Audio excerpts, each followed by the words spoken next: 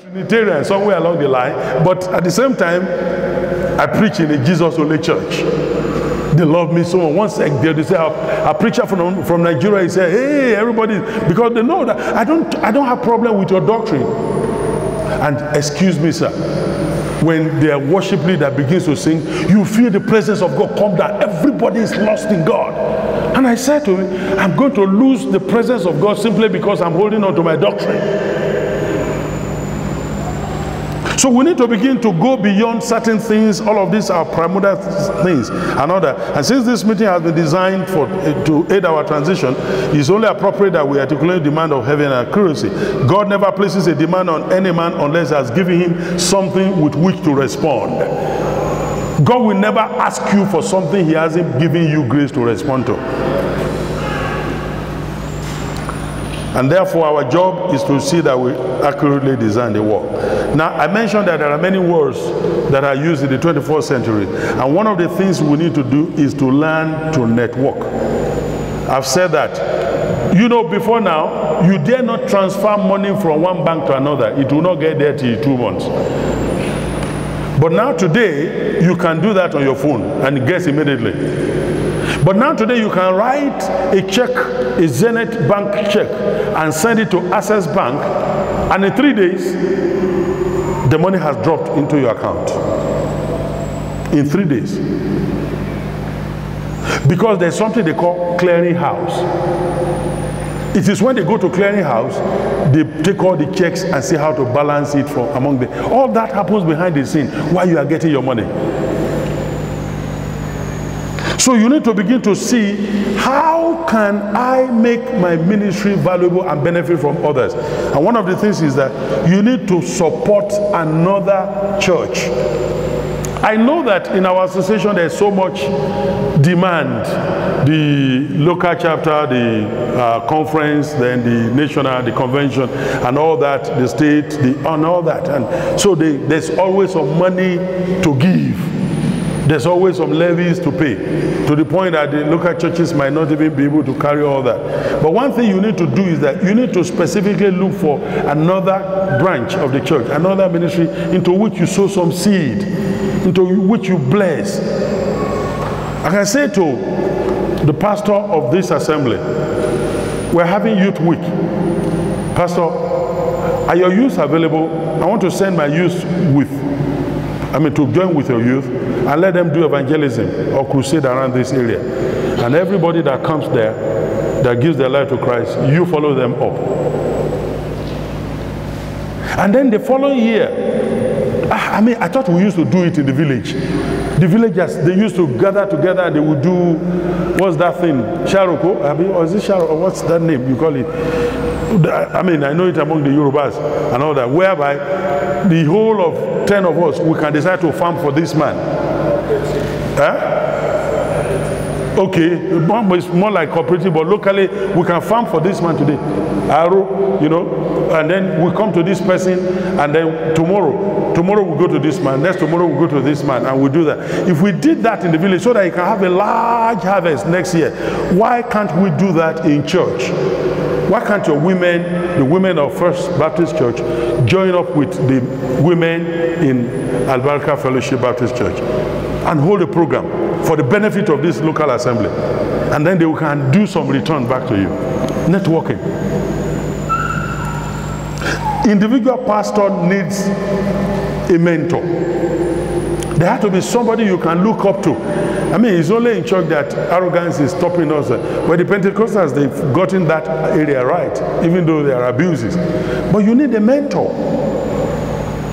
You need a mentor. If I'm a younger person and all that, I need a mentor. I still have mentors in my life that I speak to, that I listen to. I listen to their teachings. And then I make sure that I put something aside to bless their ministries, to give a support so that as they pour into me, God increases their strength. We need to build that culture, begin to understand that if a man is, for instance, look at this man of God who is in Lagos and has an outside church.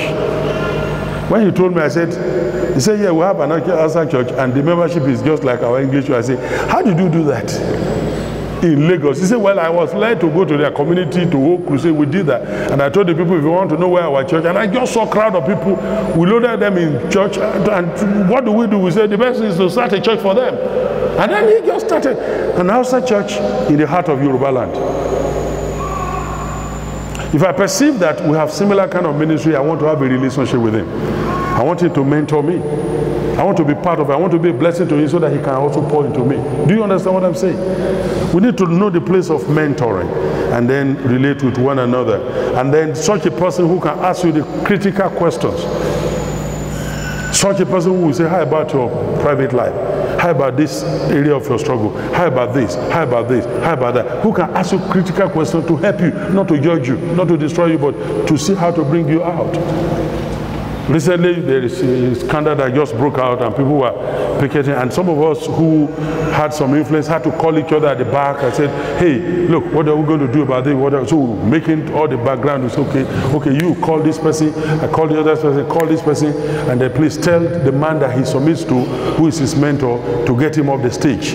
And then, so that the ground can cool down, then later we see how to resolve the problem. Okay, do this, and then by the end of that day, you know, the thing had worked, the guy is off the stage, he issued a statement, I'm going to take a leave of absence. You know, all that happened behind the scene.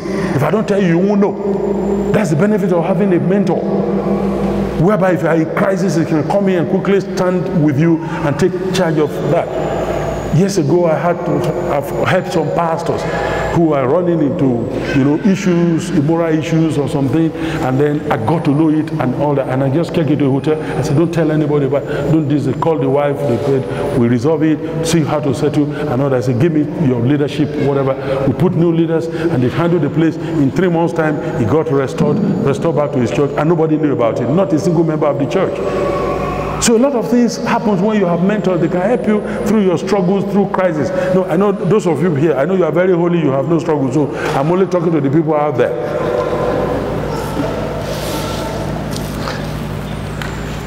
You can get through that process. So kingdom principles and practice requires that you need to invest in relationships. You need to invest in what? Talk to me again. Relationships. You need to invest in relationships. You must be very conscious, make a conscious effort to practice this kingdom mindset. It's not that, well, I don't have all the time to come around, and because I'm so busy in my church. You must invest in relationships. You must. It's something you do. I mean, Reverend, the girl sometimes will tell me, I'm going to Lagos or I'm going to so-and-so, and I need to pass a night in your house. Recently, he told me, say, I have a topic I need to handle, and I know that you have done a lot of work on that. I want to come and spend some days in your house to pray together, and then you teach me something like this, so it can help my understanding. You need to invest in relationships. And if he's coming to my house, he doesn't come alone, he comes with bags of potatoes and some good things of yours.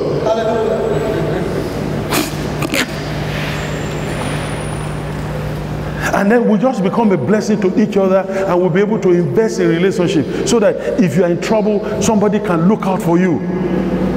If you need help, somebody looks out for you. Before the thing gets to conflagrate and become a massive thing, you invest in relationships. Amen. Matthew chapter 13 from verse 1 to 52 is where you have kingdom principles. Now, as we talk about kingdom principles, there are so many things we can say about that. I'm not going to have time to look through that. You read that in your note. But one of the things you're going to see is that your emphasis must be on the word. Your emphasis always must be on what? The word. That's why I went forth to sow. And then he sowed it at all times. Even when he fell on the wayside, he kept sowing. And then he depended on God to increase. And then consciously, he had to do something to make sure he cleans the ground and be sure that he weeds it when it needs to be weeded, so they can produce after their kind.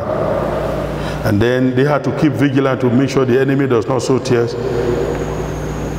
And I want to just drop a few things here. Number one, Two things I will pick there. Number, the F is that don't be too quick to run people down in your church, or even ministers. In your quest to develop relationship, you need to know how to safely and calmly relate with people and give them grace, because grace is what we always want to enjoy, but we don't know how to give people. We want to be judged by our intention, not by our actions, but we love to judge people by their actions and not their intentions. And you need to be cautious as you are laboring the kingdom and you are beginning to work. Sometimes you have friends or mentors or something, and there are some challenges going on in fellow ministers. Be careful, because you don't know the level of the works of grace in that man's life. Look at what the illustration our pastor gave yesterday when he spoke about a lady who has been a prostitute, just walk up into their church and immediately they stop her. You need to cover your hair, you can't go back. Until somebody had to run after the lady and brought her back. And you don't know where God is guiding her from. And then you allow your religion or your religiosity to stop the person God is working on. Do you know that today India will have been a Christian nation if not for the apartheid in South Africa? Mahatma Gandhi was sent on exile to South Africa. He read the entire New Testament and said, I'm convinced by the account of the New Testament, I think Jesus is the right way. So he walked into a Presbyterian church and they were all white. And because of apartheid, he was brown, darker. And they said, sorry. He wanted to go and give his life. He wanted to ask the pastor, how do I give my life to Christ? And they said to him, sorry, this is not a church for you. You need to go to another church. This is for white only. And Gandhi left the place. I think I wrote about that in my book on discipleship. He left the place. He said, I would have been a Christian if I had not met one. He said, the day I met a Christian, I changed my mind from being a Christian. Even though he was convinced that Jesus was the Son of God, they put him away by their prejudices. You need to look at the life of Nicodemus. The other time he came secretly to Jesus in the night, right? He came secretly to him. And then you could say, oh, well, that man, if you are ashamed of me before men, I'll be ashamed of you before my Father. The next time in the council he said, does our Lord judge any man before you hear him? And they said, are you also one of his disciples? He said, I didn't say anything. By the time Jesus died, he was bold enough to ask for the body. Whereas his disciples who were always with him ran away. So you can't discount the work of grace in a man's life. You need to be patient. We need to be patient and loving each other and seeing as we are growing, knowing it's about the kingdom. And don't say, well, because there's problem in Albarka Baptist Church, they will take advantage of it and my own church will be populated. The kingdom is being affected. I'm sure the challenge that happened last Sunday in a church in Abuja, somehow it affected you here. Because whatever affects the eyes will affect the nose. Whatever affects the nose affects the eye, affect the ears. We are members in particular. The next thing you need to realize is that you need to be ready to grow, to start small and grow big. There is a major need for constant re-engineering and reinventing of ourselves. We must understand the need to reinvent ourselves. That's the essential thing. Reinvent yourself. See, I know that our churches, we have order of service. But do not allow your service to be so orderly that it can't be interrupted by God. Let me ask you a question. God forbid, if you are having service, you are doing your service and one person just falls down, fainted, and another person fainted, would that change the mode of the service or not? Come on, talk to me. Why should the owner of the church not be able to interrupt your program, the order of service? Why should the owner of the church? Has your church become so bereft of spirituality that he is now standing outside and is knocking that whoever hears him?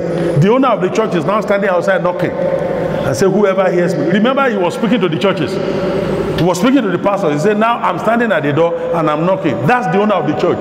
They drove him out of the church by their tradition. He's now out there and he's knocking to be allowed inside. What if you get to church and the choir are singing and the whole church just start dancing and they start singing and the Holy Ghost come over? Can he interrupt your service? One of the vicars or bishops in the UK many years ago, he wrote a book, Jesus is Lord. And in his church, he just didn't know, he just kept reading and he was praying. He said, well, God is saying, it's my church. This is my body.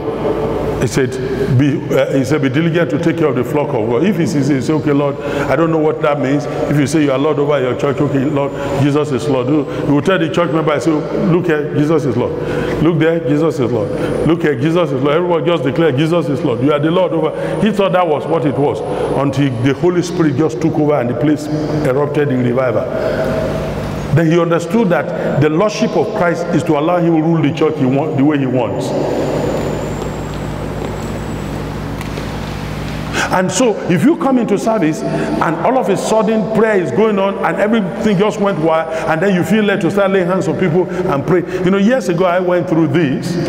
I thought I was free when I came out of when they drove us from Baptist. I got into Deeper Life and we were free to do until a certain time again. They say you can't raise up your hand, you cannot dance, you cannot lay hands, you cannot. And I say, what is going on? That's what I was persecuted for. And what is going on here? And then we are making effort to see how to make adjustment and all that. And before we know what is happening, we've killed the spirit. We killed the move of the spirit in that place. So you need to begin to understand the principles of the kingdom. Now, as we think about kingdom expansion, I'm just going to jump and flip over many things. As you think about kingdom expansion, you need to remember that it's not denominational in nature. The kingdom is not denominational. Man will judge you based on your success on your local assignment, while God judges you and assesses and promotes you based on your response to him, his purpose, his grace, and his kingdom at large. We don't have to agree on everything doctrinally, but we can still be, if we are washed in the blood of Christ, we can relate with each other. Now, I want you to understand that you need to know how to work within your tribes. How to work within your tribes. In other words, when I mean tribes, I don't mean just denomination. I mean people who understand your flow. For instance, if I'm flowing, there are some of you are bonded with since I came in. There are some pastors are bonded with. I can hear them, you know, operating the same way, their mindset, their leadership style, their whatever, and we are bonding in the spirit, and I'm getting their numbers, and I'm trying to relate more closely. I want to know them. I want to see how we work together in the future. So I can see that by the languages they speak, we belong to the same tribe. You may be in Deeper Life, you may be in Baptist, you may be in Equa, you may be in Assemblies of God, but if I hear you, I can say, this man is my tribesman. Because nations are not given, lands are given to nations, not individuals. It is when nations are given, the nation Israel was given land, the nation will give it to tribes. Then the tribes will give it to the clan, the families, then family gives to individual. So you need to understand within your setting, there are people who represent exactly what is in your heart and relate more with them. Do you understand what I'm saying? And begin to reinvent yourself the way they do the same. You say, so your language distinction, your inheritance, your group distinction, your resources and equipment, your strategy and methodology. If I find a person who has strategies and methodology that looks like what I am doing or what God is putting in my heart, I don't want to go to somebody who is speaking against it. If I think God is bringing me to this place, for instance, maybe God is asking me to go to a particular city and I need to do, and I've seen somebody who is pioneering an Hausa church in a Yoruba-speaking area, then I want to go to him, I want to relate with him, I want to ask him, how did you do it? Give me strategy, teach me, mentor me. So you'll be able to know, because that man represents something in the spirit, which is your tribe's, you know, he speaks your language, he thinks the way you think and all that. And so you see, spiritually speaking, your message, your territory, your revelation, your language, your audience, your patterns and resources are located within this group, within your tribes. They speak the way you speak. They understand the way you understand. They do things the way you do that and all that. We need now to transit